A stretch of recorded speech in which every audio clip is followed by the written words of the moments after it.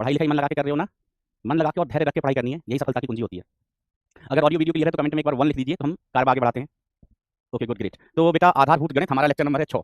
5 के बाद क्या आता है? 5 के बाद आता है 6। हमने आपको एक होमवर्क दिया था, मुझे आशा है आपने एक किया होगा, इसके साथ मैंने आपको हिंट भी दी थी। ठीक है, मैं सॉल्व करके यहाँ पर खुद में बता देता हूँ। तो हमारे पास इक्वेशन क्या है, हम इंटीग्रेशन करना है integral of cos square x dx. इसको हम लिख सकते हैं integral 1 plus cos 2x divided by 2 into dx। अब आप इसको फर्दर ऐसे लिख सकते हैं, ब्रेक कर दो इसको 1/2 इंटू dx प्लस इंटीग्रल ये cos 2x divided by 2 into dx। तो इसमें से बेटा 1/2 बाहर आ गया, इंटीग्रल dx बचा, प्लस यहाँ से भी 1/2 बाहर आ गया और इंटीग्रल कॉस 2x dx बचा। अब इंटीग्रेशन डिफरेंशिएशन खा जाएगा तो यहाँ से x बचेगा, तो ये x/2 हो गया, प्लस यहाँ 1/2 कांस्टेंट है बेटा, और कॉस का डिफरेंशिएशन सॉरी इंटीग्रेशन क्या होता है बेटा साइन, तो ये साइन 2x हो जाएगा और बटे में 2, यही नियम होता था। इसको अपन ये x के गुणांक को बटे में लिख देते थे। कितने लोगों ने खुद से कर लिया था ये सवाल? कमेंट में 7 लिखो, थाला पूरा रीजन। कितने लोगों ने खुद से कर लिया था क्वेश्चन को? सिमिलर क्वेश्चन मैंने कराया था। चलिए अपन आगे बढ़ते हैं। अपन क्या करते हैं बेटा? आगे बढ़ते हैं। ठीक है, अब इसमें बेटा एक प्रोडक्ट रूल भी होता है, उसकी हमें इन जनरल जरूरत नहीं पड़ेगी, पड़ती है, और जहां पर पड़ेगी हम उसको वहीं देख लेंगे, है ना। बेसिक मैथमेटिक्स अपना 6-7 लेक्चर में अपन को खत्म करना है, इंटीग्रेशन डिफरेंशिएशन फंक्शन ग्राफ सारी चीजें अपन को सदिश 6-7 लेक्चर में पढ़ना है। ठीक है, तो ऐसे तो ट्रिग्नोमेट्री भी होती है बेटा, कहीं कहीं हमें बाइनोमियल प्रमेय का भी उपयोग करना पड़ेगा, तो जहां पर इनका उपयोग आएगा हम वहां पर ही आपको बताते चलेंगे। ठीक है, हमें उतनी चीजें कर लेनी है जितनी हमें जरूरत पड़ने वाली है अभी। ठीक है, अब अपन बात करते हैं बेटा यहाँ पर निश्चित समाकलन की। निश्चित समाकलन अच्छे से लिखो अमित। ओके, निश्चित समाकलन। तो बेटा ये जो निश्चित समाकलन है, निश्चित समाकलन है, इसको अपन देखते हैं, इसको अपन सल्टाते हैं। सल्टाए मास्टर? ओके, इसको इंग्लिश में बोलते हैं डेफिनेट इंटीग्रेशन। इंटीग्रेशन मतलब इसमें अपन लिमिट लगाएंगे, इसका मतलब होता है इंटीग्रेशन लिमिट के साथ, इंटीग्रेशन विद लिमिट। और ये बहुत आसान होता है, कोई नई चीज नहीं है, कोई नया फॉर्मूला नहीं है, जो अपन ने पहले फॉर्मूले सीखे वही यूज होंगे, कोई नया फॉर्मूला नहीं है, बस हमें ये सीखना है कि लिमिट कैसे रखते हैं, हमें लिमिट कैसे रखना है। ठीक है, तो मान लीजिए हमारे पास कोई फलन है fx, आपसे कहा गया कि इसका इंटीग्रेशन करो, इंटीग्रेशन बोले तो समाकलन, इसका क्या कर दो? समाकलन कर दो, इंटीग्रेशन कर दो भाई। ठीक है सर, पीपीटी सही नहीं है क्या? पीपीटी में क्या हुआ मित्र? पीपीटी में क्या हुआ? और पीपीटी से वैसे सब कुछ सही है, और दूसरी चीज ना, पीपीटी से आपको कुछ लेना देना नहीं है, आपको लेना देना है किससे? जो पढ़ाया जा रहा है उससे। पीपीटी काले कलर की हो, लाल कलर की हो, हरे कलर की हो, पीली कलर की हो, सफेद कलर की हो, कोई फर्क नहीं पड़ता। फर्क किससे पड़ना चाहिए आपको? जो पढ़ाया जा रहा है उससे। तो इधर उधर फालतू की चीजें नहीं। चलिए, अच्छा लास्ट वाले में 64 स्लाइड थी, तो बेटा जो पढ़ाया गया ना वो देखना है आपको बस। तो होमवर्क के अलावा और कुछ था ना तो उसको हटा देना। जो चीज पढ़ाई नहीं है, मान लीजिए जैसे हम, ऐसा हो सकता है बेटा कई बार, ध्यान देना कि ये कुछ स्लाइड्स हमने मान लो यहाँ तक पढ़ाई, मान लीजिए इसके बाद भी स्लाइड अगर गलती से आपके पास आ गई तो उसको इग्नोर करना है। आपको ध्यान किस पे देना है? ध्यान किस पे देना है? उन स्लाइड्स पे जिन पे पढ़ाया गया है, और दूसरी स्लाइड बिल्कुल देखना ही नहीं है। दूसरी स्लाइड बिल्कुल बेटा देखना ही नहीं है। ठीक है, चलिए, जिसमें पढ़ाया नहीं गया है, जिसमें होमवर्क भी नहीं लिखा है, उनको देखना भी नहीं है। और इस पर ध्यान देते हैं, वैसे मैं उसमें करेक्शन करके भिजवा दूंगा। अब पढ़ाई कर लो बेटा, डीपीपी 3 नहीं आई है तो आएगी अभी, जब आएगी है ना, तो मैं आपको लिख देता हूँ कि डीपीपी 3 अगर आई भी थी तो कल करना नहीं था, आज आ जाएगी वो डीपीपी 3। चलिए, तो fxs का हमें समाकलन करना है, समाकलन है, थोड़े बड़े बच्चे बनो यार, समाकलन।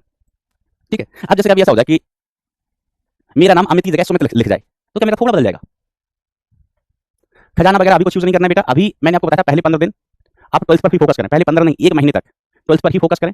खजाना अगर आपको यूज करना तो 11th के लिए यूज करना है, लेकिन अभी नहीं, अभी 15 क्या 1 महीने तक आपको सिर्फ जो पढ़ाया जा रहा है वही पढ़ना है और कुछ नहीं करना है। तो समाकलन मैं डीपीपी वगैरह चेक कर लूंगा, लेकिन अभी पढ़ना, पढ़ने पे ध्यान दो यार, इधर उधर के सवाल पढ़ाते टाइम नहीं भाई प्लीज। ये लास्ट में बेटा यार, मैं क्या देखो, मैं तुम्हें ये पढ़ाऊंगा तुम्हारे सवाल, ये कैसा मैथ्स क्लास छुट्टी है क्या बेटा? मैथ्स थोड़ी ना पढ़ाता हूँ, मुझे क्या पता कैसा करते हो फिर। इस चक्कर में ना फिर कमेंट बंद करने पड़ते हैं। देखो आप थोड़े बड़े बच्चे बनो, 12वीं क्लास में आ गए हो, जो पढ़ाई जा रहा है ना उससे संबंधित चीजें पूछो, और इधर उधर की चीजें आपको पूछनी होती है ना, तो जब लेक्चर खत्म हो जाए तब आओ।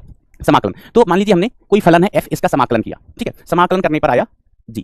ठीक है, g समाकलन करने पर आया। ठीक है, अब हम इसका समाकलन करेंगे तो कुछ नया मिलेगा। अब समाकलन में क्या है बेटा? यहाँ पर लिमिट लगी हुई है। क्या लगी हुई है बेटा? लिमिट्स। इस तरीके से ये कोई फलन था f, इसका x का dx।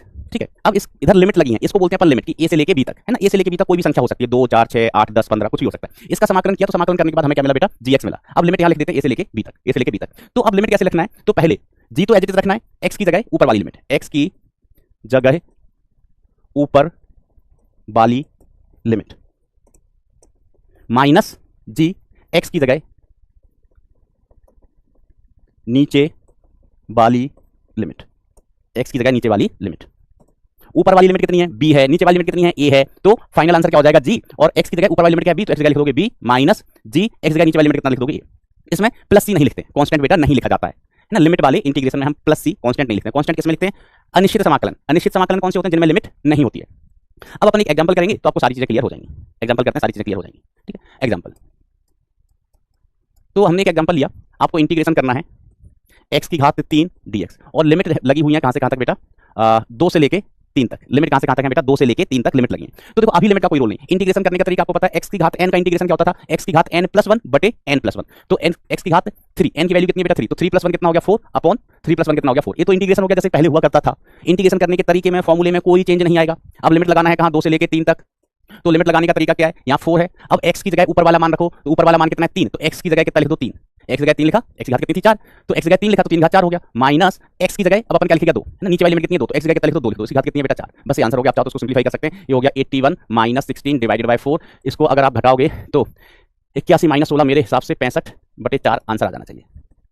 ठीक है, तो इंटीग्रेशन के तरीके में कोई फर्क नहीं है। इसका इंटीग्रेशन पहले भी यही हुआ करता था, बस लिमिट लगी है। तो इंटीग्रेशन करने के बाद जो चर है अपना, जैसे यहाँ पर चर x है, तो x की जगह क्या लिखना है? ऊपर वाला मान, माइनस x की जगह नीचे वाला मान। किसी सवाल में चर हो सकता है x की जगह t हो, तो t की जगह अपन ऊपर वाला मान लिखेंगे, माइनस t की जगह नीचे वाला मान। आई होप ये बात आपको क्लियर होगी। अगला सवाल देखिए, जैसे ये सवाल है, हमें इंटीग्रेशन करना है किसका? 4x dx का। ठीक है, 4x dx का। तो देखो इंटीग्रेशन करने का तरीका अभी भी वही है। 4 बाहर आ गया, इंटीग्रल कितना? x dx। अब 4 तो कांस्टेंट है, x का इंटीग्रेशन क्या हो जाएगा? तो x की घात कितनी है? 1। तो इसका इंटीग्रेशन हो गया x की घात 2/2। ये इंटीग्रेशन हो गया। इंटीग्रेशन करने का तरीका अभी वही है, अभी वही है। लिमिट हमने अभी लगाई नहीं। अब लिमिट लगा लो भैया। लिमिट कहां से कहां तक लगी है? तो 2 से लेके 4 तक। तो यहाँ 2 लिख दो, 4 लिख दो, यहाँ 2 लिख दो, 4 लिख दो। लिमिट रखते कब है? इंटीग्रेशन करने के बाद। अभी यहाँ पर इंटीग्रेशन किया नहीं है, इंटीग्रेशन बेटा अब किया था। तो यहाँ 2 से लेके 4 तक। अब बस क्या करो भैया, ये 4 तो कांस्टेंट है, 4 तो कांस्टेंट है, बटे में क्या है? 2। अब x की जगह क्या लिखोगे? 4। तो 4 की घात 2 माइनस नीचे वाली लिमिट कितनी है? 2। तो x की जगह क्या लिखोगे? 2। 2 की घात 2। इसको हल करो तो ये 4/2, 4/2 ये 16 माइनस 4 कितना आ गया? 18 नहीं 12, 6 चौको 24, 24 is the answer. 24 is the answer. ठीक है, और क्वेश्चन देखते हैं, और क्वेश्चन देखते हैं। यस, बहुत सारे बच्चे बिल्कुल सही सही आंसर बता रहे हैं। अगला सवाल देखो, अगला सवाल देखो। यहाँ पर इंटीग्रेशन करना, इंटीग्रेशन किसका? 3t² plus 4t plus 5 dt। ठीक है, आप इसको ऐसे लिख सकते हैं, इंटीग्रल 3t² dt से अंदर गुणा कर दो, dt से अंदर गुणा कर दो 3t² dt plus integration 4t dt plus integration 5 into T, 5 into T, 5 into T नहीं 5 dt है ना। जो लिमिट लगी है वो लिमिट लगा दो। कहां से कहां तक? 0 से लेके o नहीं 2, 0 से 2, 0 से 2, 0 से 2, यहां तक लिमिट लगा दे। अब बस इसका इंटीग्रेशन कर लो भैया, इसका इंटीग्रेशन कर लीजिए। तो 3 कांस्टेंट है, यस सर। t² का इंटीग्रेशन क्या हो जाएगा? t की घात 3/3, t की घात 3/3। ठीक है, यहां पर लिमिट 2 0 से लेके 2 प्लस 4 कांस्टेंट है। यहां t अकेला, t की घात 1, तो t की घात 1 का इंटीग्रेशन क्या हो जाएगा? t²/2 लिमिट 0 से लेके 2 तक प्लस 5 बेचारा कांस्टेंट है, बाहर आ गया, इंटीग्रेशन डिफरेंशिएशन खा गया। 5 कांस्टेंट है तो बाहर आ जाएगा, इंटीग्रल dt इंटीग्रेशन डिफरेंशिएशन खा जाएगा। यहां पर लिमिट 0 से लेके 2 तक। ठीक है, अब चलिए, अच्छा देखो यहां इससे उड़ी बाबा, इससे ये उड़ी बाबा कितना आया? 2। कितना आया बेटा? 2। अब लिमिट रखो, तो यहाँ ये तो कट गया था, तो t की जगह ऊपर वाला लिमिट, तो t की जगह 2, 2 की घात 3 माइनस 0 की घात 3 प्लस यहाँ लिमिट पुट कर दी, नीचे तो कुछ बचा नहीं था, कट गया था। यहाँ भी नीचे कुछ नहीं बचा, ये 2 बचा है। उसके बाद t की जगह ऊपर वाली लिमिट, तो t की जगह 2 माइनस t की जगह 0 प्लस, अच्छा 5t dt बचेगा। यहाँ पर 5 कांस्टेंट है बेटा, 5 कांस्टेंट है, बाहर आ गया, इंटीग्रेशन डिफरेंशिएशन खा गया। यहाँ क्या बचा है? सिर्फ t। तो 0 से लेके 2 तक लिमिट लगाएंगे, तो प्लस 5 ये हो गया t minus, sorry 0 minus 2, 0 minus 2। मुझे उम्मीद है चीज क्लियर होगी। तो ये कितना हो गया? 8 प्लस 2 की घात 2, 4, 4 दूनी 8 प्लस 10, तो 10 8 18 और 2 26। आप में से बहुत सारे बच्चों ने पहले आंसर बता दिया। कितने तेज हैं आप लोग, how fast are you, how fast are you. 22 नहीं भाई, जोड़ना घटाना गुणा करना भाग करना सीखो, सीखो बेटा। ठीक है, तो लिमिट रखना कितने लोग सीख गए? और कोई कठिन है नहीं, इंटीग्रेशन करने का सूत्र तो बदला नहीं है, सूत्र जो था वही थे ना। थम्स अप थम्स डाउन खेलना है, सूत्र जो था वही है। ठीक है, लिमिट बड़ा आसान, इंटीग्रेशन कर लो, उसके बाद जो भी चर है, जैसे यहाँ चर क्या है t, तो t की जगह ऊपर वाला मान लिख दो लिमिट का, माइनस t की जगह नीचे वाला मान लिख दो लिमिट का, खत्म बात। इससे आसान कुछ हो सका है कि ना?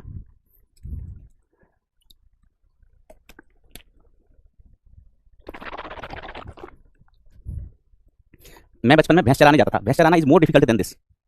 वेरी गुड, ये थोड़ा बढ़ाओ, 95 के आसपास आओ बेटा, जल्दी 95 के आसपास आओ, जल्दी जल्दी, लेट है टाइम ना है बिल्कुल भी। चलो इसका इंटीग्रेशन करो, इंटीग्रेशन वैसे ही करते हैं, फिर लिमिट पुट करना। ठीक है, तो ये हमारे पास अल्टीमेटली क्या है बेटा? इंटीग्रल 0 से पाई cos 2x इंटू dx। पहले इंटीग्रेशन करो, लिमिट से तो हम बाद में निपट लेंगे। पहले इंटीग्रेशन करो, लिमिट से हम निपट लेंगे। लिमिट से डरते नहीं है, बहुत सारे बच्चे तो आंसर बता रहे हैं। चलो पोल भी दे देता हूँ, पोल में लिख देना, इंटीजर टाइप का पोल है, आंसर इंटीजर में आएगा। 60 सेकंड का समय है, ध्यानपूर्वक करना। इंटीग्रेशन करना आपको सिखाया है मैंने, और आपने सीखा है, मैंने तो सिर्फ कोशिश की है, आपने तो सीख लिया है।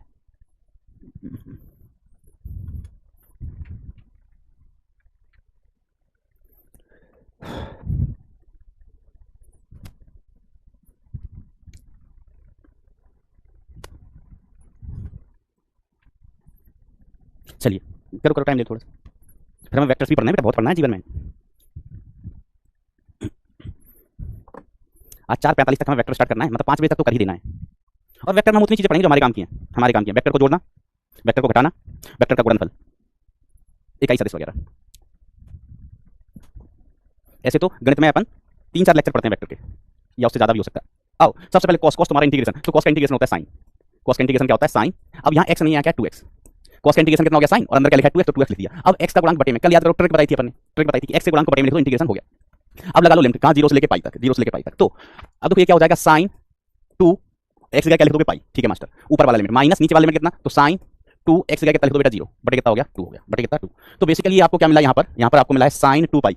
साइन 2 पाई बोले तो 360 माइनस साइन हीरो, हीरो नहीं 0। तो साइन 2 पाई की वैल्यू कितनी होती है? 0। साइन 0 की वैल्यू कितनी होती है? 0 बटे 2, कितना आ गया? 0 आ गया। साइन 2 पाई मतलब 360। वेरी गुड, 75% बच्चों ने सही जवाब दे दिया है। बच्चों समझ तो लगभग सभी बच्चे होंगे। साइन 2 पाई का मान होता है बेटा 0, है ना।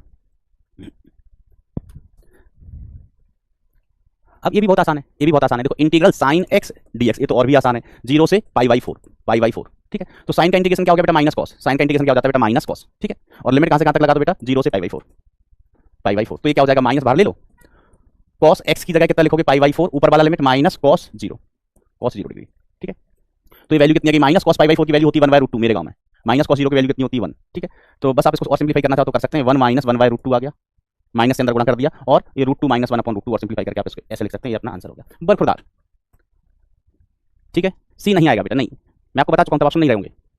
लिमिट वाले इंटीग्रेशन में सी नहीं आता है, लिमिट वाले इंटीग्रेशन में सी नहीं आता है। कुछ लोग कह रहे हैं माइनस 1/√2 क्योंकि उनको लग रहा होगा कि cos 0 का वैल्यू 0 होता है। अरे पगलुओं, ये तो 9वीं क्लास से पता होता है कि cos 0 का वैल्यू कितना, cos 30 का कितना, cos 45 का कितना।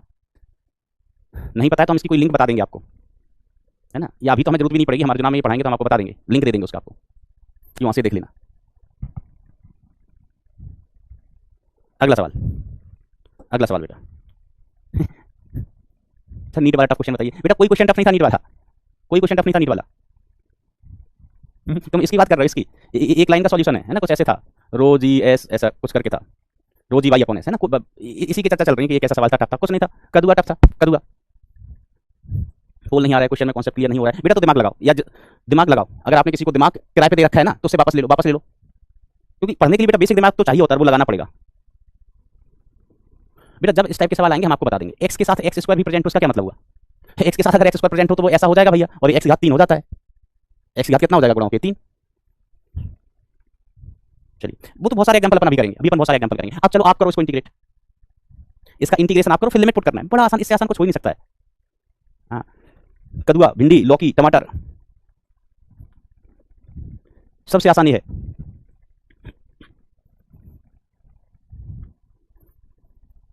जल्दी कर लिया? चलो मैं करता हूँ, कर लिया। बहुत सारे बच्चे देखो, आधे बच्चे कह रहे हैं कि सर सवाल नहीं है, रिपीट कर दो। आधे नहीं, 5-7% बच्चे, 10%, 90% से सीखो बेटा, वो आपके सामने उत्तर दे रहे हैं। देखो ये क्या है? इंटीग्रल 0 से लेके 2 तक, e to the power 2x। ठीक है, तो इसका हम इंटीग्रेशन करेगा, तो e to the power x का इंटीग्रेशन क्या होता है? e to the power x ही होता है, लेकिन यहाँ x नहीं 2x है, तो बटे में x का गुणांक आ जाता है।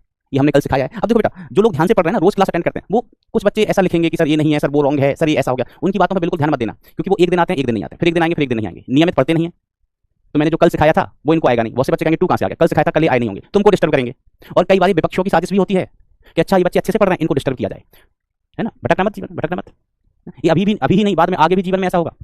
आप कॉलेज जाओगे, कॉलेज में आप अच्छे मार्क्स लाओगे, कॉलेज के आप टॉपर होंगे, फिर किसी लड़की को लगेगा अच्छा ये हम ज्यादा नंबर ला रहा है, हम ज्यादा नंबर ला रहा है। वो तुम्हें एक व्हाट्सएप पे मैसेज भेजेगी, हाय क्या कर रहे हो, मैं आपको मिस कर रही हूँ। और फिर इतना मैसेज भेज के वो पढ़ने लगेगी, अपने पढ़ने बैठ जाएगी, डायग्राम बनाएगी, है ना, प्रैक्टिकल्स करने लगेगी, फाइल बनाएगी, और तुम खुश हो जाओगे कि अरे इसने हमको ऐसा मैसेज भेजा, हमारे तो भाग्य खुल गए। तुम सपनों में खो जाओगे 2-3 घंटे के लिए, इतने में बेटा वो पढ़ लेगी, और अगले एग्जाम में ना तुम नीचे से टॉपर होगे और वो सच में टॉपर जाएगी। तो बी केयरफुल, हमें भुगत चुके हैं।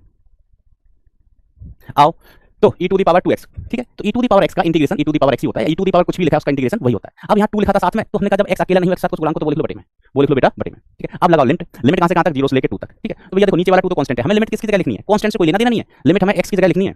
तो ये e to the power 2 into 2 minus e to the power 2 into नीचे वाला लिमिट कितना है? 0 है। तो बेसिकली ये कितना हो गया? e to the power 4 minus e to the power 0 upon 2। अब किसी भी संख्या की अगर घात 0 है तो उसका मान कितना होता है? तो उसका मान 1 होता है, उसका मान कितना होता है? 1 होता है, ऐसा। Is it clear? क्या ये बात क्लियर है? ठीक है, कितने बच्चों को क्लियर है? थम्स अप थम्स डाउन खेल जाओ, थम्स अप थम्स डाउन खेल जाओ बेटा जल्दी से।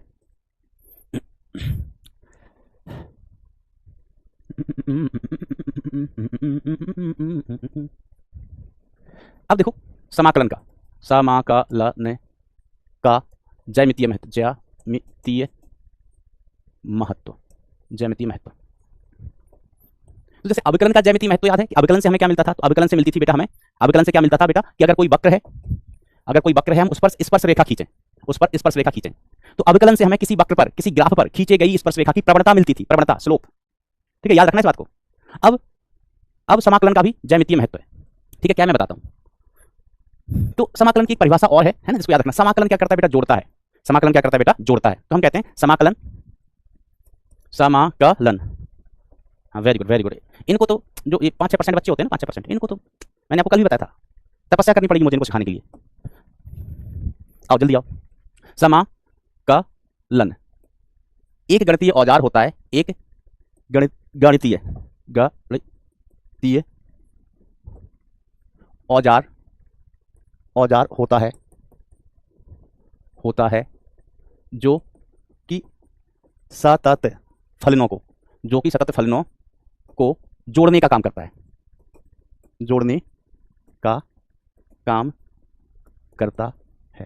तो बेटा ध्यान देना एक चीज को, सिर्फ इतनी सी बात आप याद रखना कि समाकलन क्या? एक गणितीय औजार है जो जोड़ता है। गणितीय औजार है जो क्या करता है? जोड़ता है। समाकलन क्या बेटा? एक गणितीय औजार है जो कि जोड़ता है। ओके, जो कि जोड़ता है, बरोबर, गणितीय औजार है जो जोड़ता है। इतनी ये चीज आप याद रखना। समाकलन एक गणितीय औजार है जो कि जोड़ने का काम करना, जोड़ता समझ गया ना, this plus this plus this plus this, ऐसा। ठीक है, जोड़ने का काम करता है। अच्छा, अब मैं आपसे एक सवाल पूछूं कि जैसे ये एक वृत्त है, इसका क्षेत्रफल बताओ, तो आप कहेंगे इसका क्षेत्रफल पाई आर स्क्वायर होता है।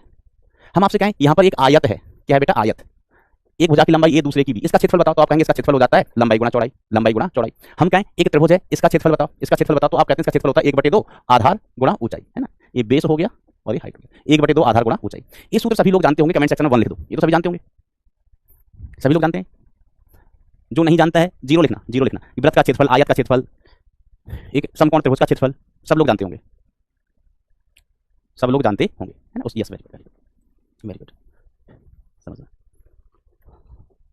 अब मैं आपको कुछ इस तरीके से ग्राफ दे दूं कि ये ग्राफ है ऐसा, समझना हम क्या करने जा रहे हैं। और हमने कहा कि ये वाला क्षेत्रफल बताओ। ये ग्राफ जो घेर रहा है नीले कलर का ये जो क्षेत्रफल है, ये बताइए हिम्मत हो तो आपने सोचा कि ये नीला वाला क्षेत्रफल हम कैसे ज्ञात करेंगे? ये ना तो वृत्त है, ना त्रिभुज है, ना चतुर्भुज है, ना आयत है, ना वर्ग है, ये कुछ भी नहीं है। ये क्षेत्रफल हम ज्ञात नहीं कर सकते। आप यही बोलोगे ना, ये क्षेत्रफल हम ज्ञात नहीं कर सकते, ठीक है। लेकिन हम समाकलन की सहायता से ये क्षेत्रफल ज्ञात कर लेते हैं। समाकलन की सहायता से हम ये वाला क्षेत्रफल ज्ञात कर लेते हैं। तो यहाँ पर नोट डाल के मैं एक पॉइंट और लिख रहा हूँ, सिर्फ समझने पर ध्यान देना, इधर उधर दिमाग मत लगाना, सिर्फ समझने पर ध्यान देना।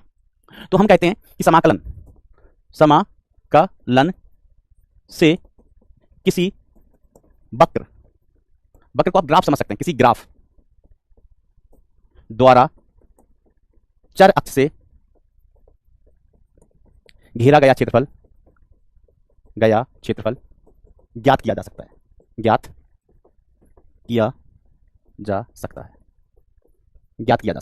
ठीक है। समाकलन से किसी वक्र या ग्राफ द्वारा चर अक्ष से घेरा गया क्षेत्रफल ज्ञात किया जा सकता है। अब इसका मतलब समझो, है ना। अभी ये पॉइंट सिर्फ लिख दिया है मैंने, समझाया नहीं, अब इसको समझना। तो देखो ये है वक्र, है ना, ये ग्राफ है, और ये है चर अक्ष, और अब ये चर अक्ष है ना, ये एक्स चर होता है ना, ये चर अक्ष है, और ये क्या है बेटा? अपना ग्राफ है, ये ग्राफ है। और अगर हमें ये वाला क्षेत्रफल ज्ञात करना है, तो हम इसको समाकलन से ज्ञात कर सकते हैं। हम इसको किससे ज्ञात कर सकते हैं बेटा? समाकलन से ज्ञात कर सकते हैं। सर कैसे? बताओ जरा, कैसे ज्ञात कर लोगे? इतनी हिम्मत है आप में, कैसे ज्ञात करोगे? तुम करो, रुको मैं समझाता हूँ कैसे ज्ञात करेंगे। अगर मैं आपसे कहूँ कि मैंने आपको इस प्रकार की ज्यामिति दे दी, एक कि दिल परदेसी हो गया, ऐसा ऐसी ज्यामिति दे दी, ठीक है। ये वर्ग है, ये अर्धवृत्त है, और ये एक त्रिभुज है, ठीक है। तो आप इस ज्यामिति का पूरा क्षेत्रफल ज्ञात कर सकते हो क्या? हमने कहा पूरा क्षेत्रफल ज्ञात करके बताओ। हमने आपसे कहा ये पूरा क्षेत्रफल ज्ञात करके बताओ, तो कोई डायरेक्ट फॉर्मूला लगा सकते हो क्या? तो आप दिमाग लगाओगे तो कहोगे नहीं सर हम डायरेक्ट सूत्र लगा ही नहीं सकते, क्योंकि इस ज्यामिति का जो आपने ऐसे बनाई हुई ना, टेढ़ी मेढ़ी है, इसका तो कोई सूत्र ही नहीं होता। हमने कहा तो कोई टेक्निक सोचो, कोई जुगाड़ सोचो कि हम इसका क्षेत्रफल कैसे निकाल पाएं। तो एक समझदार बच्चे ने हमें एक बार सजेशन दिया था, मुझे एक बार सुझाव दिया था, है ना। आप जैसे ही कोई समझदार बच्चा होगा, उसने कहा कि सर ये अर्धवृत्त है ना, तो अर्धवृत्त का क्षेत्रफल अलग निकाल लो। इसका तो सूत्र हम जानते हैं, वृत्त का क्षेत्रफल कितना होता है? पाई आर स्क्वायर, तो आधे वृत्त का कितना हो जाएगा? पाई आर स्क्वायर बाय 2। हमने उसको बोला वेरी गुड बेटा, वेरी गुड, ठीक है। फिर एक दूसरे बालक ने सुझाव दिया कि मास्टर ये त्रिभुज है ना, त्रिभुज का क्षेत्रफल अलग निकाल लो।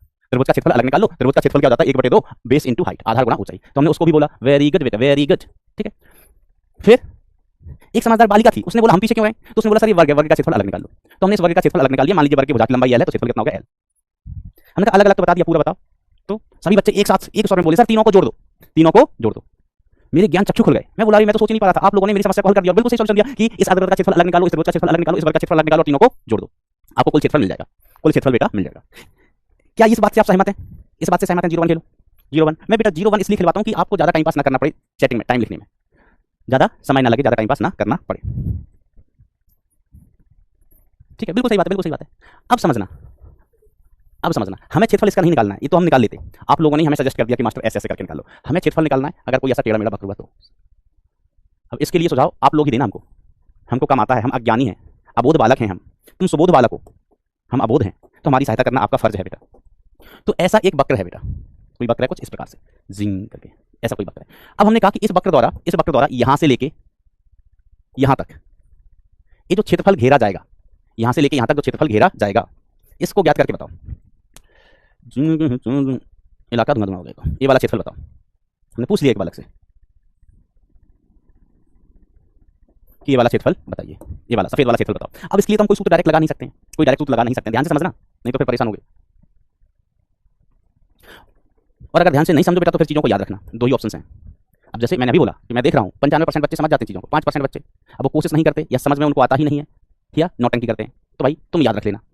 तो हम क्या करते हैं, यहाँ पर एक छोटा सा टुकड़ा काटें, हमने एक यहाँ पर छोटा सा टुकड़ा काटा, नन्ना मुन्ना सा टुकड़ा, मासूम टुकड़ा, यहाँ पर हमने एक मासूम सा टुकड़ा काटा, ये वाला। तो इस नन्हे मुन्ने से टुकड़े को क्या बेटा मैं एक आयत के जैसा मान सकता हूँ? ये बहुत पास, बहुत पतला टुकड़ा है, बहुत छोटा, आपको दिखाई दे इसलिए मैंने इसको दूर दूर बनाई, बहुत छोटा सा टुकड़ा है, बहुत पतला सा टुकड़ा। लो इतनी दूर भी नहीं बना रहा, बहुत छोटा सा टुकड़ा है, बिल्कुल इतना सा पतला सा, घनघोर छोटा टुकड़ा, घनघोर छोटा टुकड़ा। अब आप बताओ ये छोटा सा टुकड़ा आपको किसके जैसा दिख रहा है? अब ये मत कहना सर ये हमको आलिया भट्टी के जैसा दिख रहा है, नहीं, हम कहेंगे तुमको तुम हो भट्टगवार। हमें इस छोटे से टुकड़े का क्षेत्रफल निकालना है, ठीक है। इस छोटा सा जो हमने टुकड़ा काटा है वो यहाँ से x दूरी पर काटा है, और इस छोटे से टुकड़े की जो चौड़ाई है ना, चौड़ाई ये dx है, और इस छोटे से टुकड़े की जो ऊंचाई है वो y है, ठीक है। देखो d किस में लगाते हैं? जो छोटी सी चीजें होती है ना, छोटी सी लंबाई को अपन क्या कहते हैं, उसमें d लगा देते हैं, ठीक है। हम कहें x अगर बहुत छोटा है तो dx ना, कोई भी चीज आगे काम आएगा। हमने कहा y, अगर y बहुत छोटा है तो उसको लिख लेते हैं dy। मेरा नाम अमित, लेकिन जब मैं बहुत छोटा था ना तो लोग हमको कहते थे डी अमित, क्या कहते थे? डी अमित, तुम पगलू, ठीक है। तुम अभी कैसे हो? पगलू। लेकिन तुम जब छोटे थे ना तब तुम्हें कहा जाता था डी पगलू, ठीक है। टी समय है, हम कहा छोटा सा समय तो dt, छोटा सा समय dt, ओके, छोटा सा समय dt। तो बेटा ये x अक्ष पर एक बहुत छोटा सा टुकड़ा है, तो इसकी लंबाई हमने कह दी dx, लंबाई कितनी कह दी dx, और इसकी ऊंचाई छोटी नहीं है, तो इस ऊंचाई को हमने क्या कह दिया? y कह दिया, क्या कह दिया? y। अब ये छोटा सा टुकड़ा है, अब ये जो छोटा सा टुकड़ा है ये हमें एक आयत के जैसा दिख रहा है, मुझे तो दिख रहा है, आपको भी ये छोटा सा टुकड़ा आयत के जैसा दिख रहा है, यस और नो? ये छोटा सा टुकड़ा आयत के जैसा दिख रहा है, यस और नो? देखो ये बालक पागल लिख रहा है, सब कुछ और पढ़ाओ, हम तुमको जूलॉजी पढ़ाएं, जूलॉजी पढ़ाने लगे तुमको, प्रजनन तंत्र, बेवकूफ आदमी, तुमने लिया क्या है मैथ? जूलॉजी पढ़ते, तुम बायोलॉजी पढ़ते रहते, कोशिका पढ़ते रहते, माइक्रोकॉन्ड्रिया, कोशिकाओं का पावर हाउस, वेवकूस, ठीक है। तो ये छोटा सा टुकड़ा हमको एक आयत के जैसा दिख रहा है। अगर मैं इसको अलग से बनाऊं थोड़ा सा बड़ा करके ताकि आपको स्पष्ट दिख सके, छोटा सा बड़ा करके मैं इसको इधर अलग से बता देता हूं। ऐसे ये छोटा सा टुकड़ा बहुत छोटा है, ये हमें ऐसा दिखाई देगा। इसकी चौड़ाई हमने कहा dx और हमने इसको कहा dy, ठीक है। तो ये छोटा सा टुकड़ा है, छोटा सा टुकड़ा, तो इसका क्षेत्रफल भी कैसा होगा? छोटा सा क्षेत्रफल। तो इसका छोटे से टुकड़े का छोटा सा क्षेत्रफल, छोटे से क्षेत्रफल को किससे प्रदर्शित करेंगे? क्षेत्रफल को तो हम प्रदर्शित करते हैं a से, क्षेत्रफल को प्रदर्शित किया जाता है a से, तो छोटा सा क्षेत्रफल क्या हो जाएगा? da, क्या हो गया बेटा? da, तो da बराबर क्या हो जाएगा? ये हो जाएगा, ये आयत है तो आयत का क्षेत्रफल होता है लंबाई गुणा चौड़ाई, तो y इंटू dx, ठीक है, बरोबर, y इंटू dx, ठीक है। ये क्या है? एक छोटा सा आयत, दिस इज एक छोटा सा आयत,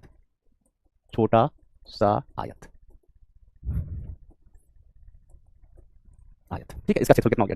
तो dA इज इक्वल टू क्या? y इंटू dx, ठीक है। अब मैं आपसे कहूं, ध्यान सुनना, कि आगे भी काम आएंगी चीजें, देखो वो अपने लिए लिख रहा है, सूरज अपना परिचय दे रहा है, पगला बेटा, जीवन भर के लिए ब्लॉक कर दिए जाओगे तुम। जैसे हमने कहा हमारे पास dt है, dt और हमें t चाहिए, हमारे पास क्या है? dt और हमें क्या चाहिए? t, हमारे पास dt है और हमको t चाहिए, तो क्या करोगे? सुनना ध्यान से, तो देखो dt है, हमें t चाहिए, तो हम कैसे इंटीग्रेशन कर दो? इंटीग्रेशन डिफरेंशिएशन खा गया, क्या बचा? t, समझ गए? आगे भी काम आएंगी चीजें। हमने कहा हमारे पास ds है, s निकालो, तो हमने कहा इसका करो इंटीग्रेशन डिफरेंशिएशन खा जाएगा, क्या बचेगा? s, ठीक है। हमने कहा हमारे पास dw है, w का मान निकालो, हमका इंटीग्रेट कर दो, इंटीग्रेशन डिफरेंशिएशन खा जाएगा, क्या बचेगा? w। Is clear? तो अब हमारे पास यहाँ क्या है? dA और हमें चाहिए a, एरिया चाहिए, हमें क्या चाहिए? एरिया चाहिए। तो हमारे पास क्या था? हमारे पास बेटा जीवन में सिर्फ dA था, y इंटू dx। हमने कहा हमें चाहिए a, तो आपने ही सुझाव दिया कि मास्टर इसको इंटीग्रेट कर दो, तो इंटीग्रेशन डिफरेंशिएशन को खा जाएगा, कच्चा चबा जाएगा, बचेगा क्या?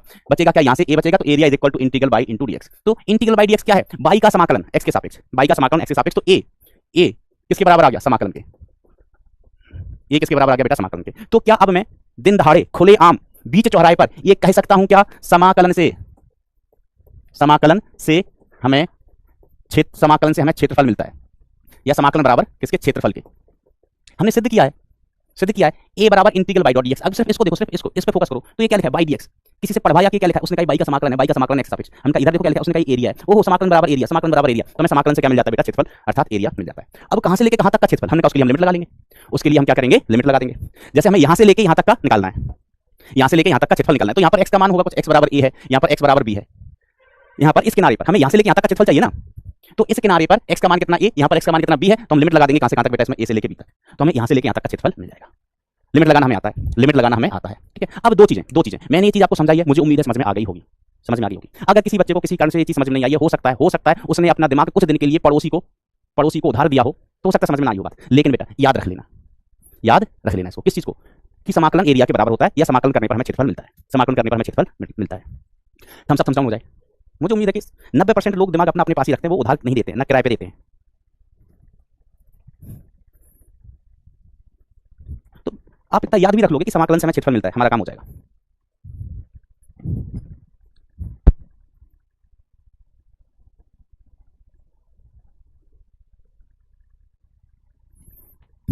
जल्दी, ठीक है। वैसे समाकलन जोड़ने का काम करता है, तो हमने ऐसी बहुत सारी, या हम ऐसे भी इसको समझते हैं, पहले यहाँ खेल जाओ, चलो उसकी जरूरत अभी नहीं है। समाकलन जोड़ने का काम करता है, तो हमने यहाँ पर ऐसी बहुत सारी छोटी छोटी पट्टियां काट लो, जैसे एक पट्टी काटी, एक पट्टी काटी, एक पट्टी काटी, एक पट्टी काटी, ठीक है। हर एक का क्षेत्रफल कितना होगा, बाई dx। उसको जोड़ दो। जोड़ने का काम कौन करता है, इंटीग्रेशन। तो जोड़ने का काम कौन करता है, इंटीग्रेशन। तो उतना जाने की जरूरत नहीं है, very good very good very good. उतना परेशान होने की जरूरत नहीं है, अब तो याद रख लेना, हमें समाकलन से क्षेत्रफल मिलता है, काम हो जाएगा अपना। सवाल, इसके अनुप्रयोग एप्लीकेशन। वक्र y बराबर x घात 3, x अक्ष के साथ x बराबर -1 से x बराबर 2 तक क्षेत्रफल ज्ञात कीजिए। x बराबर -1 से x बराबर 2 तक का क्षेत्रफल ज्ञात कीजिए, ठीक है, क्षेत्रफल ज्ञात कीजिए, बरोबर। तो आइए, फिजिक्स में बेटा क्षेत्रफल एक सदिश राशि होती है। फिजिक्स में क्षेत्रफल कैसी राशि लेके चलते हैं अपन, सदिश, है ना। जैसे मैं आपसे पूछूं कि क्षेत्रफल सदिश तो क्षेत्रफल सदिश राशि होती है, बी केयरफुल। नीचे वाला क्षेत्रफल नेगेटिव, ऊपर वाला क्षेत्रफल पॉजिटिव लिया जाता है। तो देखो मित्रों, क्या करेंगे, हमें क्षेत्रफल ज्ञात करना है x बराबर -1 से। मान लीजिए यहाँ पर x बराबर कितना है, -1 है, और यहाँ पर x बराबर कितना है, 2 है। x बराबर कितना है, 2 है। हमें ये वाला क्षेत्रफल ज्ञात करना है, ये वाला क्षेत्रफल हमें ज्ञात करना है, ठीक है, पूरा ये क्षेत्रफल ज्ञात करना। तो एरिया, क्षेत्रफल हम कैसे लिखते हैं, हम कहते हैं क्षेत्रफल होता है integral by dot dx, integral by dot dx। क्या बाई का मान दिया गया है सवाल में, तो बाई का मान, यस, बाई का मान कितना दिया गया है, x घात 3, तो बाई का मान है x घात 3 इंटू dx। बाई का मान कितना, x घात 3 इंटू dx। अब कहां से कहां तक जाना है, तो लिमिट -1 से लेके 2 तक। अब ये हल करना आपको आता है, हल करके उत्तर बता दो मुझे। ये तो हमने अभी सीखा है ना आज की ही क्लास में, इंटीग्रेशन हमने आज की ही क्लास में सीखा है, बहुत सारे बच्चों ने आंसर भी बता दिया। तो इसका अगर हम इंटीग्रेशन करेंगे बेटा, तो एरिया इज इक्वल टू, इसका इंटीग्रेशन करोगे तो क्या जाएगा, ये x की घात 4/4, लिमिट कहां से कहां तक, -1 से लेके बेटा 2 तक, 4 कांस्टेंट है, यही रहने दो। x की जगह ऊपर वाला लिमिट तो 2 की घात 4, माइनस x की जगह नीचे वाला लिमिट तो -1, इसकी घात 2, इसकी घात 4। ये अच्छा 2 वो घात नहीं, लिमिट है भाई, है ना, ये लिमिट है -1 से लेके -2।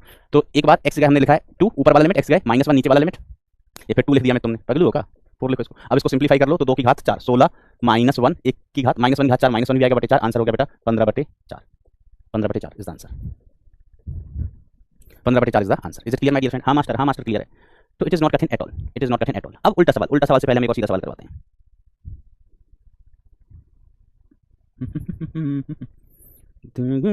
बताता है कोई दिल तो पागल है, दिल दीवाना है, दिल तो पागल है, दिल दीवाना है, सारी सारी रात जगता है कोई, दिल तो पागल है, दिल दीवाना है।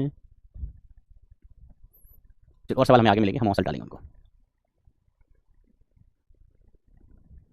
इस सवाल की अपन चर्चा करते हैं, area under the curve, area under curve, ठीक है। बोले तो वक्र के नीचे का क्षेत्रफल, है ना। हमसे कहा गया कि इसका मान ज्ञात करो by dot dx, integral by dot dx। तो इंटीग्रल, है ना, पहला सवाल, सवाल नंबर ए लिखा है इंटीग्रल 0 से 6 बाई इंटू dx।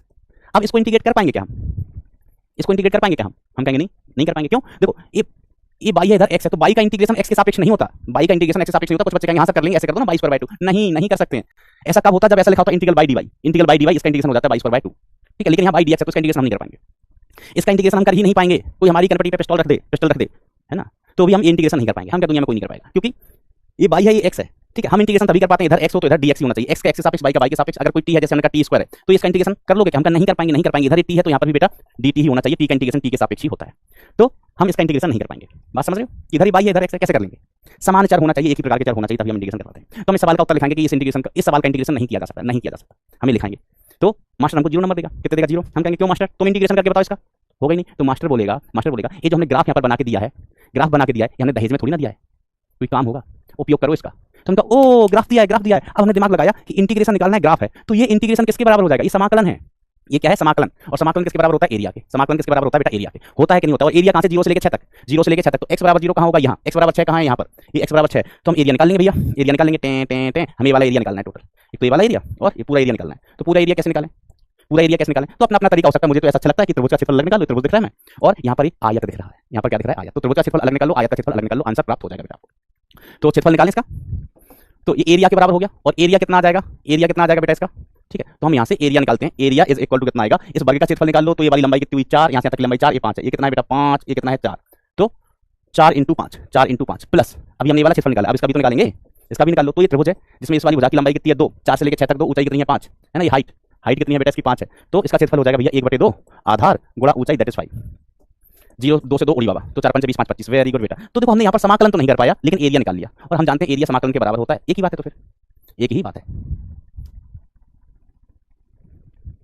अब अगले सवाल में हमें निकालना है 0 से लेकर 10 तक का एरिया, 0 से लेकर 10 तक का एरिया, 0 से लेकर 10 तक का एरिया। तो देखो फिजिक्स में अपन क्या करते हैं कि एरिया सदिश राशि होती है। आप चाहो तो यहाँ नोट डाल लेना, एक नोट कि एरिया सदिश राशि होती है, एरिया सदिश राशि होती है, राशि होती है।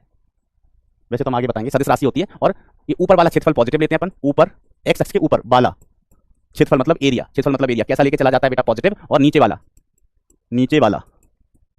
एरिया कैसा हो गया भैया, नेगेटिव हो गया। नीचे वाला एरिया नेगेटिव। अब हमें बी ऑफ पार्ट सॉल्व करना है। बी पार्ट, तो बी पार्ट में क्या है, बी पार्ट में इंटीग्रल 0 से 2 बाई डॉट डी एक्स। हमने कहा हिम्मत है, इंटीग्रेशन कर लोगे, आपने कहा सर नहीं कर पाएंगे, बाई का इंटीग्रेशन एक्स के रिस्पेक्ट में नहीं कर पाएंगे, ठीक कोई बात नहीं। लेकिन हमें पता है इंटीग्रेशन किसके बराबर होता है, एरिया के, एरिया के समतुल्य होता है। तो एरिया तो निकाल लोगे, यस सर। हमने कहा कहां से कहां तक का एरिया, तो x बराबर 0 से लेके ये x बराबर 10 तक, x बराबर 10 तक। तो ऊपर वाला तो एरिया हमें पता चल गया, नीचे वाला एरिया और खेल लो।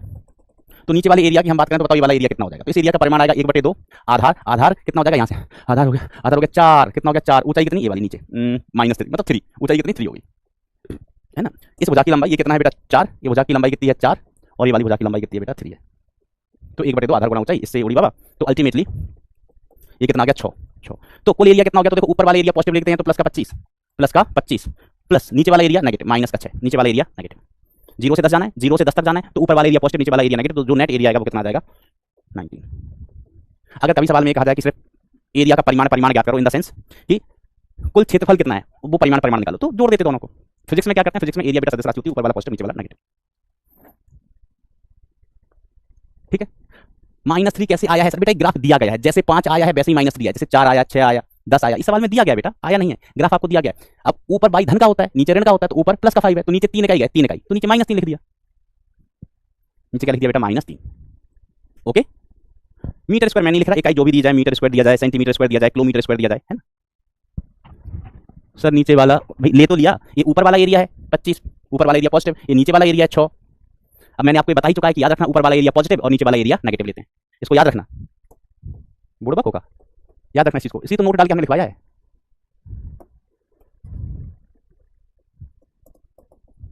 एरिया सदिश राशि होती है इसलिए। बेटा सुनीता, इनका 3 कहां से आया बेटा, ये लंबाई यहां से यहां तक की जो लंबाई ना 3 दी है सवाल में, ये -3 है, इसका मतलब ये परिमाण, ये लंबाई कितनी है 3 है, 3 जैसे 5 हुआ ना, इसको हमने कहा था 5, क्योंकि 5 लिखा है, ये 3 लिखा है, तो ये वाली लंबाई कितनी होती है 3, तो ये वाली लंबाई 3 है, तो ये वाली भी 3 ही होगी, ये 3 है तो ये भी 3 होगी। आयत बन रहा है ना, आमने सामने की भुजाएं बराबर होती हैं, क्लियर है। चलो है ना, कुछ कॉमन सेंस भी लगाया जाता है बेटा, कभी कभार ऐसे कॉमन सेंस भी लगाया जाता है। सर -3 क्यों नहीं लिखा बेटा, हमने क्षेत्रफल लिख लिया और हमने आपको बता तो दिया कि नीचे वाला क्षेत्रफल घटा दो, अंततः लगाया तो है -6, नीचे वाला क्षेत्रफल घटा दो। छोटे छोटे बच्चे भी ऐसा नहीं करते हैं। कौन सी क्लास के, अरे यार तुम छोटा होने का क्या लोगे, वो पोल भाई साहब, तुम सब, अरे यार क्या चल रहा है ये पोल, छोड़ दे, कुछ नहीं, स्टॉप पोल। एक बात समझाऊं, देखो फिर भी कितने लोग सीख रहे हैं इस चीज से। ये चीज याद रखनी कि क्षेत्रफल निकालना में आता है, ऊपर वाला एरिया पॉजिटिव, नीचे वाला नेगेटिव, खत्म बात। ऋषभ वर्मा, तुम पिछले साल के विद्यार्थी हो बालक।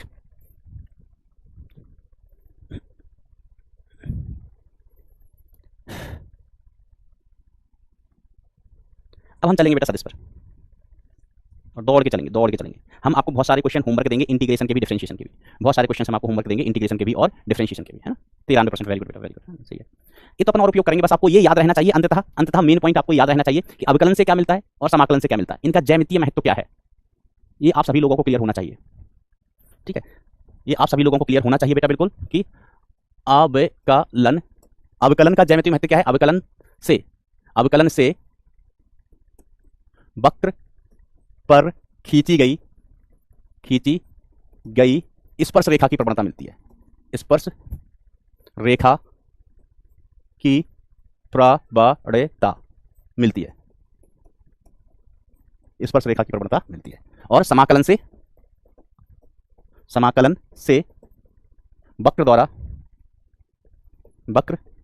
द्वारा या आप ऐसे भी लिख सकते हैं वक्र द्वारा ऐसे लिखना अपने जो काम का चीज है, वक्र द्वारा चर अक्ष से घेरा गया क्षेत्रफल मिलता है।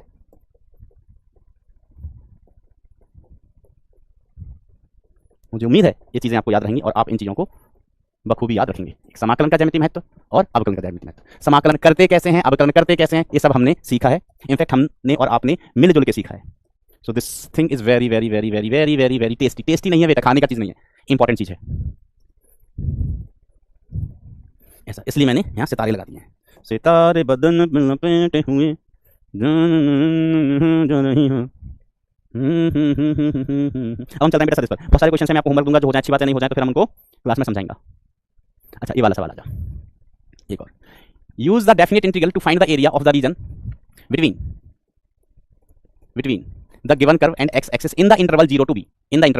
सर अंग्रेजी हो गई तो बेटा हिंदी लिख लो, है ना। वक्र द्वारा एक्स अक्ष से घेरा गया एरिया ज्ञात करो किस अंतराल में? 0 से लेके b में। कर देंगे याद देखो दो तरीके से करता हूँ, समाकलन से भी कर देता हूँ और क्षेत्रफल भी ज्ञात कर सकते हैं अपन उसका। तो पहले तो समाकलन से अपन ज्ञात करेंगे। तो देखो हमें एरिया निकालना है, हाँ मास्टर, तो area is equal to integral y dot dx लिखेंगे, मतलब समाकलन लिखेंगे, ठीक है। अब एरिया जब हम ज्ञात करेंगे एरिया, तो अभी इसको तो इंटीग्रेट कर नहीं पाएंगे, लेकिन आपको ग्राफ का समीकरण दिया है कि y बराबर किसके? 2x के। y और x में संबंध दिया कि y किसके बराबर है? 2x के बराबर है भाई, तो y की जगह आप दिन दहाड़े 2x लिख लो इंटू dx, ठीक है। अब x का मान कहां से कहां तक? तो x बराबर 0 से कहां तक जा रहा है? x बराबर b तक। x बराबर 0 से कहां तक जा रहा है बेटा? x बराबर b तक, ठीक है। तो लिमिट कहां से कहां तक लगा दोगे भैया? 0 से लेके b तक। अब इंटीग्रेशन करना आपके बाएं हाथ का खेल है, तो एरिया इज इक्वल टू आपको मिलेगा 2 बाहर ले लिया, इंटीग्रल x dx लिमिट 0 से लेके b तक। तो एरिया इज इक्वल टू कितना आ गया मेरे दोस्तों? 2x का integration x square upon 2 limit 0 से लेके b तक। 2 से 2 उड़ी बाबा, तो एरिया कितना आ गया? x की जगह ऊपर वाली value b square minus x की जगह नीचे वाली वैल्यू 0 स्क्वायर। आंसर कितना आ गया? b square. आंसर कितना आ गया? b square. A option is the correct integration से। बहुत सारे बच्चों ने पहले ही आंसर बता दिया। आई लव यू बच्चों, आई लव यू। आप लोग दिल गार्डन कर देते हो, दिल गार्डन कर देते हो एकदम। Now let's move on. अब बेटा देखो हम वैसे भी एरिया निकालते हैं। देखो ये अपना वक्र है, जो y एक्सिस x एक्सिस, और ये अपना क्या बेटा? वक्र है, ये वाला, यही तो रेखा है। तो इसके द्वारा x एक्सिस से घेरा गया क्षेत्रफल, मतलब ये वाला क्षेत्रफल चाहिए, ठीक है। अब कोई आदमी मन का अंधा भी होगा ना, उससे पूछो ये जो क्षेत्रफल आपको दिख रहा है उसका आकार क्या है? वो बोलेगा त्रिभुज। त्रिभुज बिल्कुल, धीमे कान में दर्द हो रहा है।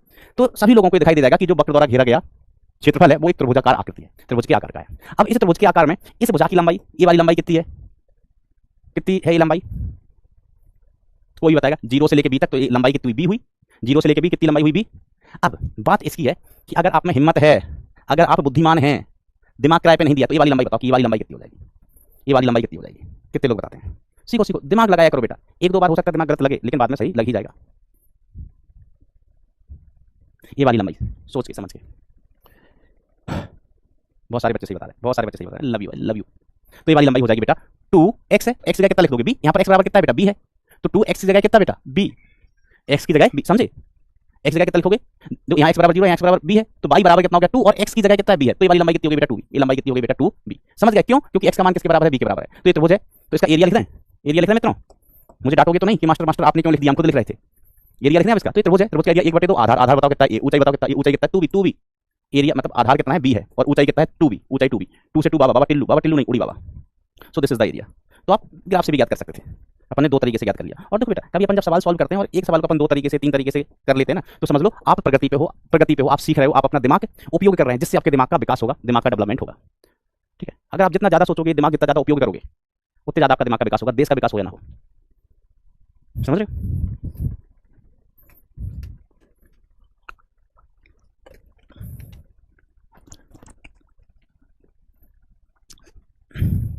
अब कोई कहे कि सर इस वाले में ऐसा वैसा, इस वाले में ऐसा वैसा, तो ये वाला देख लो, है ना। ये फर्स्ट मेथड है, फर्स्ट तरीका इंटीग्रेशन से, और ये सेकंड तरीका। सर ये क्या है? हमने कहा सवाल हमने लिखा हिंदी में, इस सवाल का मतलब लिखा है बेटा हमने हिंदी में। Okay yes. तो ऐसे घनघोर सवाल हो सकते हैं, हम आपको सवाल होमवर्क देंगे। अब चूंकि अपने पास समय बहुत कम है, ये होमवर्क मैं दूंगा तो उसका मतलब ये नहीं कि पूरा कल ही कर लेना, बहुत सारा दूंगा। तो आपके पास फ्राइडे सैटरडे संडे की शायद छुट्टी होगी, मतलब या फिजिक्स की क्लास नहीं है तो उस टाइम कर लेना, फिजिक्स की क्लास नहीं तो उस टाइम कर लेना। अब अपन बात करते हैं सदिशों की, वेक्टर्स। मैंने जितना इंटीग्रेशन और डिफरेंशिएशन आपको पढ़ाया है इतना इंटीग्रेशन डिफरेंशिएशन आपने सीख लिया, तो बेटा फिजिक्स में इंटीग्रेशन डिफरेंशिएशन में समझ में समस्या नहीं आएगी, समस्या नहीं आएगी। अब देखो बेटा 11th क्लास में सदिश उतना महत्वपूर्ण नहीं था, लेकिन 12th क्लास में सदिश वेरी वेरी महत्वपूर्ण। यहाँ पहले ही चैप्टर से बल है ना, विद्युत बल आएगा, विद्युत क्षेत्र आएगा, चुंबकीय क्षेत्र आएगा, ये सब सदिश राशियां होती हैं। कैसी राशियां होती हैं? सदिश। तो सदिश is a very important topic as far as 12th class is concern. वैसे 11th के लिए भी बेटा इंपॉर्टेंट होता है, 11th में भी हम टॉर्क पढ़ते हैं, फोर्स पढ़ते हैं, ये सब वेक्टर क्वांटिटीज होती हैं। बट अगर हम कहें कि वेक्टर्स का यूज हमने 11th क्लास में 150 सवालों में किया था, तो यहाँ 1500 सवालों में करना पड़ेगा, मतलब 1500 से भी ज्यादा। तो एक बार क्या आप तैयार है? कमेंट सेक्शन में थम्स अप हो जाए भाई, मुझे बता दो कि आप जिंदाबाद हो जल्दी से। Today is my birthday, wish you very happy birthday बेटा, wish you very happy birthday. आप अगला जन्मदिन अपने मन पसंदीदा कॉलेज में सेलिब्रेट करें, ये मेरी उम्मीद है। और ढंग से पढ़ना नहीं तो फिर मतलब क्या करते हैं, साल ढंग से नहीं पढ़ेंगे, फिर अगले साल जैसे पेपर खत्म हुए सब प्रयास बैच कब लॉन्च होगा? भाई प्रयास का इंतजार नहीं करना। आप में से मैं किसी बच्चे को अगले साल प्रयास में नहीं देखना चाहता, इसी साल सिलेक्ट होकर जाना है। चलिए क्यों फालतू में एक साल बर्बाद करना, अभी समय है, अभी सीखो। और ये बात सही है बेटा, कभी भी आप टॉप 10 रैंक उठा के या टॉप 100 रैंक उठा के देख लो, टॉप 100 रैंक उठा के देख लो, तो शुरुआत के 100 बच्चों में से 70 बच्चे 12th के साथ वाले होते हैं, 30 बच्चे ड्रॉपर होते हैं। और यही टॉप 10 की कहानी है, ज्यादातर बच्चे टॉप 10 में 12th के साथ वाले होते हैं, ज्यादातर बच्चे। चलो माय डियर फ्रेंड, भौतिक राशियां, ठीक है। तो भौतिक राशियों को हम सामान्यतः मतलब एक तरीके से और डिवाइड करते हैं, है ना। एक तो हमने 11th में बांटा ही था, तो भौतिक राशियों को हम दो भागों में और बांट सकते हैं। एक को कहते हैं अदिश और दूसरे को क्या कहते हैं? सदिश। एक को सदिश, दूसरे को सदिश। इसको अदिश को इंग्लिश में बोलते हैं स्केलर, और इसको कहते हैं वेक्टर्स। सदिश को क्या कहते हैं? वेक्टर कहते हैं। अदिश राशियां क्या होती हैं? तो ऐसी राशियां जिनको व्यक्त करने के लिए सिर्फ परिमाण की आवश्यकता होती है, सिर्फ मान की आवश्यकता होती है, दिशा की आवश्यकता नहीं होती, उन्हें अपन क्या कहते हैं? अदिश राशियां। अब नाम से समझ में, अदिश मतलब दिशा की आवश्यकता नहीं है, सदिश मतलब दिशा के साथ, अदिश मतलब दिशा नहीं, ठीक है। तो ऐसी राशियां जिनको, ये देखो एक आदमी कह रहा सावधान रहिए कल से भारत पाकिस्तान का युद्ध शुरू होने वाला है। बेटा तुम न्यूज चैनल देखना बंद कर दो, न्यूज चैनल देखना बंद कर दो तो पगला जाओगे।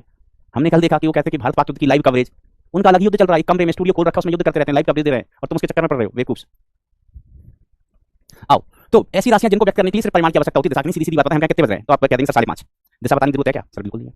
मैंने बोला कि 5:30 बज रहा है उत्तर दिशा में, नहीं जरूरत ही नहीं है। हमने कहा कि आज का तापमान कितना है, बारिश हो गई, आज का तापमान कितना है, तो आप कहेंगे सर तापमान 30 डिग्री सेंटीग्रेड है, दिशा बताने की जरूरत है क्या? बिल्कुल नहीं है। हमने कहा आपका वजन कितना है, आपका वजन कितना है, तो आप कहोगे सर जी हमारा वजन है 60 किलोग्राम, 60 किलोग्राम, तो दिशा बताने की जरूरत है कि 60 किलो उत्तर दिशा में। या कभी आप सब्जी मंडी जाते हो टमाटर लेने, है ना, आप उसको बोले कि हमें 2 किलोग्राम टमाटर दे दो दक्षिण दिशा में, 2 किलोग्राम टमाटर दे दो दक्षिण दिशा में, बेटा वो कहेगा तुम पहले निकलो पूर्व दिशा में। तो यहाँ पर दिशा की जरूरत ही नहीं है। तो जहाँ पर दिशा की जरूरत नहीं है वहाँ तुम दिशा बताते घूमेंगे तो लोग तुमको क्या समझेंगे कि तुमने पढ़ाई श्रीलंका से की है ना। तो दिशा की जरूरत ही नहीं। Okay good great. उदाहरण द्रव्यमान, जैसे बोला कि द्रव्यमान, समय, ताप, चाल इत्यादि, ये अदिश राशियां होती हैं, इनके लिए दिशा की आवश्यकता नहीं है। अब सदिश राशियां ऐसी राशियां होती हैं जिनको व्यक्त करने के लिए परिमाण के साथ साथ, मान के साथ साथ दिशा की भी आवश्यकता होती है। जिनको व्यक्त करने के लिए परिमाण के साथ साथ बेटा दिशा की भी आवश्यकता होती है। उदाहरण के तौर पर किसी चीज की स्थिति, ठीक है, समझो इसको कैसे कि दिशा की जरूरत कहां पर जाती है, दिशा की जरूरत कहां पर जाती है ना। समझना, एक व्यक्ति आया मेरे पास बोला कि साधु जी मुझे रेलवे स्टेशन जाना है। तो पहले तो मैंने कहा चले जाओ, बोला कि ये तो बताओ कितना दूर है। उसने बोला रेलवे स्टेशन जाना है, कितना दूर है? तो हमने कहा 3 किलोमीटर है। अब वो पगला इतना सुन के चला गया 3 किलोमीटर। हम खड़े थे यहाँ, ये पगला व्यक्ति भी हमसे यही पूछने आया, रेलवे स्टेशन है इधर, रेलवे स्टेशन था इधर, 3 किलोमीटर। मैंने सही बताया 3 किलोमीटर। जैसे इसने सुना कि रेलवे स्टेशन 3 किलोमीटर है, इसकी मोटरसाइकिल का मुंह इधर था, इधर चला गया 3 किलोमीटर चला गया।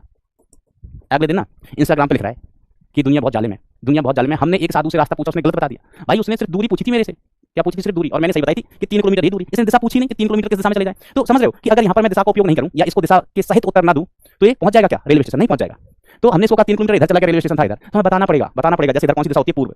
पूर्व। या हम उसको ऐसे ही कह देते कि 3 किलोमीटर इधर जाओ इधर। तो रेलवे स्टेशन का एक स्थिति, और किसी चीज की स्थिति बताने के लिए सिर्फ परिमाण से काम नहीं चलता है, दिशा भी बतानी पड़ती है। समझ रहे हो? यार जानबूझ के गलत बताई होगी, बेटा मैं साधु आदमी हूँ, ठीक है, ऐसा।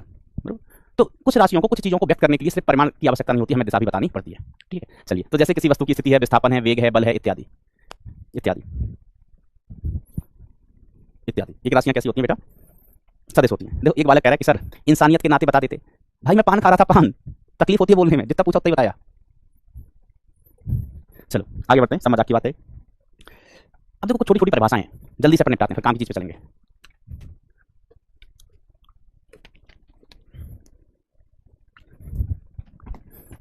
समांतर सदिश, तो ऐसे सदिश जिनकी दिशाएं समान होती हैं समांतर सदिश कहलाते हैं। दिशाएं समान हो, सिर्फ एक की दिशा इधर। अच्छा पहले तो ये देखो कि सदिश में कोई भी सदिश होता है किसी भी सदिश को निरूपित करने के लिए हमें दो चीजें चाहिए होती हैं। कोई भी सदिश होता है तो सदिश के पास दो चीजें होंगी। क्या क्या? परिमाण। सदिश को हम ऐसे लिखते हैं, परिमाण इंटू दिशा। परिमाण इंटू दिशा। परिमाण लिखो, दिशा से गुणा करो, तो क्या मिला? सदिश। जबकि अदिश में हमें सबसे ज्यादा आवश्यकता किसकी होती है? अदिश में हमें आवश्यकता सिर्फ और सिर्फ परिमाण की होती है। अदिश में क्या चाहिए? सिर्फ परिमाण, दिशा की जरूरत ना है। तो याद रखना कि कभी भी हम जब सदिश लिखेंगे तो परिमाण इंटू दिशा, परिमाण इंटू दिशा है, परिमाण भी दिशा भी। हम कहेंगे दो सदिश बराबर हैं, दो सदिश बराबर हैं, तो बेटा दो सदिश बराबर तभी होंगे जब परिमाण और दिशाएं बराबर हैं। परिमाण और दिशाएं बराबर हैं। अगर दो के सिर्फ परिमाण बराबर हैं, दिशाएं बराबर नहीं है, तो सदिश बराबर नहीं हुए। अगर दो सदिशों की सिर्फ दिशाएं एक जैसी हैं, दिशाएं समान हैं, दिशाएं बराबर हैं, दिशाएं एक ही हैं, तो भी सदिश बराबर नहीं हो सकते, हो सकता है परिमाण अलग अलग हो। ठीक है, तो सदिश को बराबर होने के लिए परिमाण और दिशाएं दोनों बराबर होना चाहिए, है ना। ठीक है, सदिश को निरूपित करने में दोनों ही चीजों का रोल रहता है। हेलो, अरे बात। अच्छा, अब देखो बेटा, सदिश को हम एक तीर से निरूपित करते हैं। कैसे भैया? एक तीर से। तीर से, तो तीर में जो तीर होता है, तीर होता है वो तो क्या बताता है? दिशा। ये जो तीर है ना, ये तीर दिख रहा है ना, ये क्या बता देता है? दिशा। इधर को है, इधर को, इधर को, इधर को है, इधर को, दिशा। और जो तीर की लंबाई है, तीर की लंबाई, वो हमें बताता है परिमाण। क्या बताता है बरखुरदार? परिमाण। तीर की लंबाई हमको बताता है भैया परिमाण, और जो तीर में ये जो टिप होती है इसकी, है ना, वो खुद क्या बताता है बेटा? दिशा। ठीक है, तीर अगर छोटा होगा, है ना, तीर अगर छोटा होगा तो परिमाण कम, तीर अगर बड़ा है तो उसका परिमाण ज्यादा, उसका परिमाण ज्यादा। Okay, is it clear? Is it clear? अच्छा, ये बातें अभी सदिश के बारे में जो मैंने बताई वो क्लियर है क्या? एक बार टर्म्स डाउन हो जाए तो मुझे पता चले कितने लोग टच में। हेलो दोस्तों, चाय पी लो, चाय पी लो, पी लो, सब लोग P low.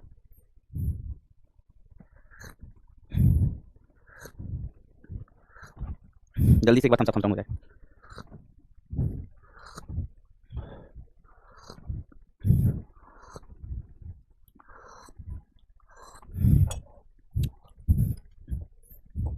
Very good, very good बेटा, वेरी गुड। सीखते चलना बेटा। कई बार ऐसा भी हो सकता है, देखो अभी अपना स्टार्टिंग है बैच का, तो कई चीजें मुझे बतानी हो कैसे पढ़ाई करनी है। मैंने आपको पहले ही बोला कि पढ़ाई करने से इंपॉर्टेंट चीज होता है कि पढ़ाई की कैसे जाती है, पढ़ाई करना कैसे है ना। जैसे कई बार ऐसा होगा कि मैंने क्लास में आपको 50 चीजें बताई है ना, कोई बच्चा होगा 50 में से ना 48 साल हो सकता है, 2 नहीं आ पाई, तो कोई बात नहीं, जब आप घर पे रिवाइज करोगे तब आ जाएंगे वो, नहीं तो आप डाउट पूछ सकते हैं, नहीं तो समय के साथ आ जाएंगे।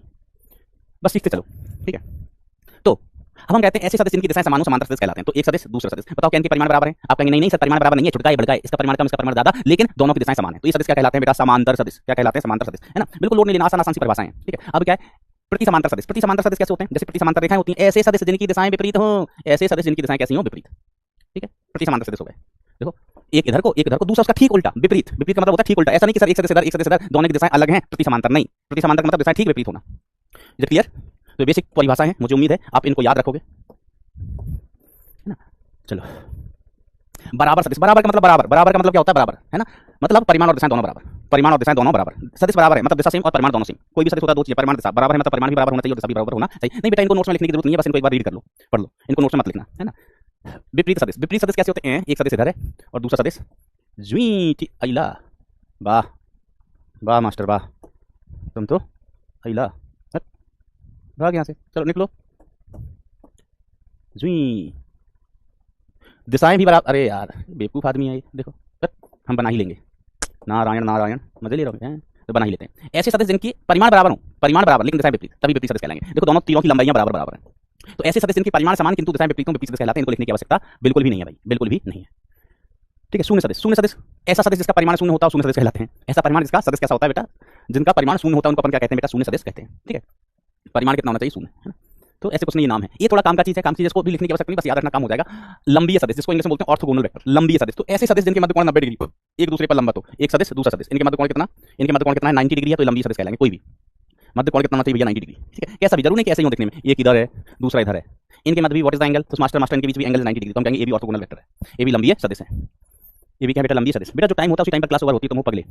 समतलीय सदिश। समतलीय सदिश, ऐसे सदिश जो एक ही तल में होते हैं समतलीय सदिश होते कहलाते हैं। नाम से ही क्लियर होती है परिभाषा, ऐसे सदिश जो एक ही तल में हो, ठीक है, एक ही तल में, ठीक, वो समतलीय सदिश। अब जैसे उंगलियां एक ही तल में आ गई, तीनों एक ही तल में है, तो ये समतलीय सदिश है, ठीक है। अगर कोई भी एक सदिश तल के बाहर हो, ऐसे हो कि दो उंगलियां इधर एक बाहर निकाल दी मैंने, दो उंगलियां अभी तीनों एक ही तल में, एक ही तल में एक बाहर निकाल दी, तो अभी समतलीय नहीं रहे, एक तल से बाहर आ गया, ठीक है ना। सिंपल सी बात है। दो सदिश तो हमेशा समतलीय होंगे, कोई भी दो सदिश होंगे हमेशा समतलीय। इधर है तो ये समतल में, हमने ऐसे कर दिया तो इधर वाले तल में हमने, मतलब कैसे भी इनको रख लो, दो सदिश हमेशा समतलीय होंगे, ठीक है।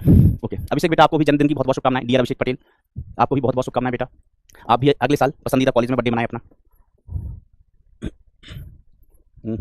असमतलीय सदिश क्या बेटा? एक परिभाषा है, जो सदिश एक तल में नहीं होते असमतलीय सदिश कहलाते हैं। जैसे एक्स बाई जेड एक्सिस, यहाँ एक्स एक्सिस होता है, यहाँ वाई एक्सिस होता है, जेड एक्सिस होता है तल के लंबवत बाहर की ओर, तल के लंबवत बाहर की ओर होता है ना, तो बाहर की ओर होता है, तो ये एक ही तल में नहीं है, एक ही तल में नहीं है बेटा, ठीक है। ठीक है, अब इसमें ये काम की चीज़ है, this is very important thing, this is very very important, unit vector. और बस हम यूनिट वेक्टर समझा के आज का क्लास का समापन कर देंगे। ठीक है, यूनिट सदिश क्या होता है? ऐसा सदिश जिसका परिमाण इकाई हो, मतलब एक हो, और परिमाण इकाई हो, इकाई सदिश कहलाता है। नाम से क्लियर है, इकाई सदिश, परिमाण कितना? एक, दिशा हो, इकाई सदिश कहते हैं। क्या कहलाते हैं बेटा? इकाई सदिश। ठीक है, अब इकाई सदिश देखो कैसे ज्ञात करते हैं। इकाई सदिश है ना, इंग्लिश में बोलते हैं इसको यूनिट वेक्टर। मैं कई बार ये वाला शब्द का नाम भी उपयोग करूंगा, यूनिट वेक्टर, इकाई सदिश। ठीक है, तो इकाई सदिश ज्ञात करना, इकाई सदिश ज्ञात करना, फिर उसका उपयोग, दो ही चीजें। तो देखो बेटा, इकाई सदिश, मन लग रहा है? इसको कल पढ़ाएं। भविष्य वर्मा, क्या कौन? प्रिंस, हमारा बर्थडे नहीं मनाया जाता बेटा, कोई दिक्कत नहीं, कॉलेज में सबका बर्थडे मनाया जाता है, हमारा भी नहीं मनाया जाता था बर्थडे, कॉलेज में सबका मनाया जाता है, सबको लाते मारी जाती है बर्थडे पे, पाइप मारे जाते हैं, स्टंप बैट जो मिल जाता है उससे कूदा जाता है बर्थडे पे। लोग ढूंढते हैं क्या किसका बर्थडे है, किसकी कुटाई करें। चलो ये अधूरा छूट जाएगा, फिर यूनिट वेक्टर बहुत इंपॉर्टेंट चीज है, हम कल से स्टार्ट करेंगे इसको, कल से स्टार्ट करेंगे। हाँ, अब जल्दी सवाल बताओ, पढ़ाई लिखाई के अलावा और क्या क्या सवाल थे आपके आज? नहीं फिर बेटा अभी अर्जुना में भी लेक्चर है ना, तो ज़्यादा नहीं खींचेंगे। इंपॉर्टेंट चीज लास्ट में बताते हैं ना, तो आधे लोगों का ध्यान भटकने लगता है, ओ बस 2 मिनट है, छुट्टी होने वाली है, दिमाग ना स्विच ऑफ मोड पे डालने लगते हैं कुछ लोग। अच्छा, आपका मैथ्स का क्लास नहीं होगा भाई, लेकिन हमारा अर्जुना में है ना यार। अच्छा, आज प्रयास का लॉन्च है, चलिए। अच्छा, वो क्लास नोट्स में क्या फॉल्ट है मैं चेक करवा के सही करवा दूंगा कल के। पहली चीज, डीपीपी आपको 3 नहीं मिली है, कोई बात नहीं है, डीपीपी 3 मिले मतलब आपको डीपीपी अभी 2 ही करनी है, इंटीग्रेशन और डिफरेंशिएशन। वेक्टर की डीपीपी मिले तो करना नहीं है, वैसे आज मिलेगी नहीं, लेकिन मिले तो भी करना नहीं है उसको। ओके, चलिए। अच्छा, कितने लोग टच में चल रहे थे क्लास में, कितने लोग समझ रहे थे, कितने लोग मजा ले रहे थे क्लास के? थम्स अप हो जाए, थम्स अप। कितने लोग मजा ले रहे थे? कल हम वेक्टर पढ़ाएंगे, परसों आपका इलेक्ट्रोस्टैटिक स्टार्ट हो जाएगा।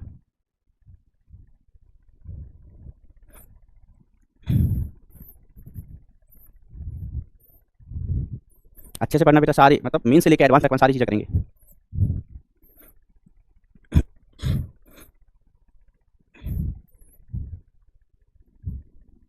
Very good very good. ये 5% बच्चे तुम ही सुधरो ना प्लीज़, भाई नहीं, मेरे भाई नहीं सुधर जाओ, कब सुधरोगे प्लीज़। चलिए, तो आज के लिए इतना ही, मन लगा के, दिल लगा के। हाँ देखो, 11th क्लास के चक्कर में अभी मत पढ़ो, 1 महीने पहले आप 12th में सेटल हो जाओ, सेटल। ठीक है, फिर उसके बाद 11th फिर देखेंगे, फिर हम बताएंगे कि कहाँ से और कैसे पढ़ना है। पहले सेटल हो जाओ, अपन कहीं भी नई क्लास में, नई बैच में जाते हैं, नई जगह जाते हैं, है ना, तो थोड़ा टाइम सेटल होने में लगता है। किसी शहर में आप नए गए हो, पहले दिन थोड़ा ना कि चलो आज इधर चलते हैं, उधर चलते हैं, रास्ता भूल जाओगे, घर नहीं पहुंच पाओगे वापस। तो अपन को कुछ समय लगता है चीज़ों के बारे में जानने के लिए, रास्तों को, गलियों में जानने के लिए कि कौन सी गली से आना है, कौन सी गली से आना है। तो आप समझ लो कि 12th क्लास में जब जो आप आए हैं वो एक नया शहर है, नई जगह है, तो यहाँ पर पहले थोड़ा सा सेटल हो लो 1 आध महीने में।